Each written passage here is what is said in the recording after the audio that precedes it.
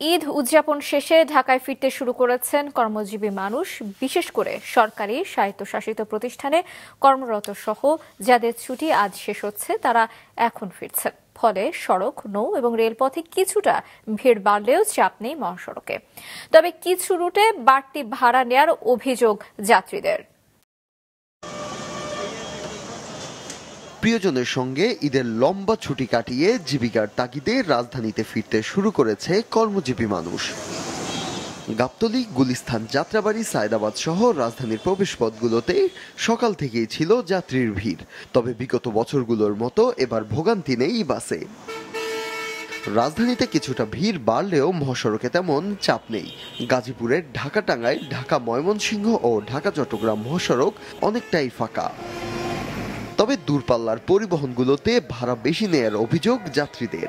ভাড়া অতিরিক্ত বেশি ছিল না, হালকা বেশি ছিল। কুষ্টিয়া থেকে দৌলতদিয়া ঘাট এই 200 টাকা করে আমরা আসি, এখন 80 টাকা বেশি নিচ্ছে।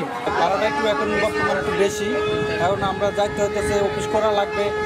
নিরাপদ বাহন হিসেবে ফিরতি যাত্রায় ট্রেনে আসছে হাজার হাজার মানুষ। ভ্রমণের স্বাচ্ছন্দ্যের কথা জানান তারা।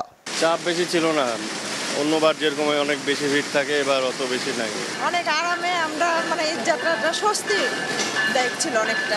ঈদের সময় তো ফাঁকা ছিল, রাস্তা অনেক ভালো লেগেছে। কমলাপুর রেল স্টেশনেও সকাল থেকেই ছিল ঢাকা ফেরা মানুষের ভিড়। রংপুর ও বুড়িমারি এক্সপ্রেস সহ কয়েকটি ট্রেনের আসা যাওয়ায় কিছুটা বিলম্ব হলেও বাকিগুলোই তেমন অভিযোগ পাওয়া যায়নি। ঢাকা থেকে যদি সঠিক সময় চালানোর পরেও রংপুর যাওয়ার পরে সেখান থেকে আসতে আসতে অনেক সময় বিলম্ব হয়ে যায়, তো আসার পরে এই ট্রেনটা আবার যায়।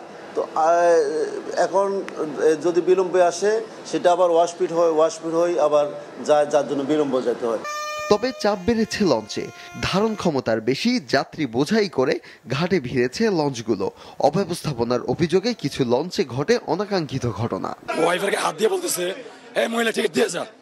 আমি বলছি মহিলাকে হাত দিয়ে দিয়েছেন কেন? এটা বলছি আমার খাবারতে হয়েছে। সে যদি অন্যায় করে তারা কি করবে? আইনের লোকের হাতে দেবে। বিভিন্ন কারণে যারা ঈদে গ্রামে যেতে পারেননি তারা যাচ্ছেন এখন। এছাড়া ঈদের ছুটিতে যারা ঢাকায় এসেছিলেন তারাও ফিরছেন নিজ নিজ কর্মস্থলে।